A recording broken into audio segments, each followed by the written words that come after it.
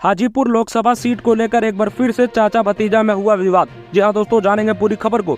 Hajipur Lok Sabha seat को लेकर पशुपति कुमार पारस ने कहा कि अगर चिराग अपनी मां को हाजीपुर से चुनाव लड़ाएगा तो हम भी चिराग पासवान के जमुई से किसी परिवार के सदस्य या उसकी बहन को चुनाव लड़ा देंगे। हाजीपुर सीट पर चिराग की दावेदारी जताने से नाराज पशुपति पारस ने कहा कि चिराग क्यों नहीं अकेले बिहार की 40 में से 40 सीटों पर चुनाव लड़ देते हैं। साथ ही कहा कि अगर चिराग मुझे ज्यादा परेशान करेगा तो जमुई सीट पर उसे मुश्किल में डाल देंगे। उन्होंने कहा कि चिराग जीत छोड़े और एनडीए का फैसला मान ले। बता दें कि हाजीपुर सीट पर केंद्रीय मंत्री पशुपति पारस और जमुई सांसद चिराग पासवान दोनों दावेदारी कर रहे हैं। हाल के दिनों में चिराग ने कहा था कि हाजीपुर सीट से मेरी मां चुनाव लड़ेगी और मैं जमुई से। पशुपति कुमार पारस शुक्रवार को अपने संसदीय क्षेत्र हाजीपुर पहुंचे थे, जहां मीडिया से बातचीत के दौरान उन्होंने कहा कि चिराग पासवान एनडीए में है तो बात माने, नहीं तो बिहार की 40 लोकसभा सीटों पर लड़े।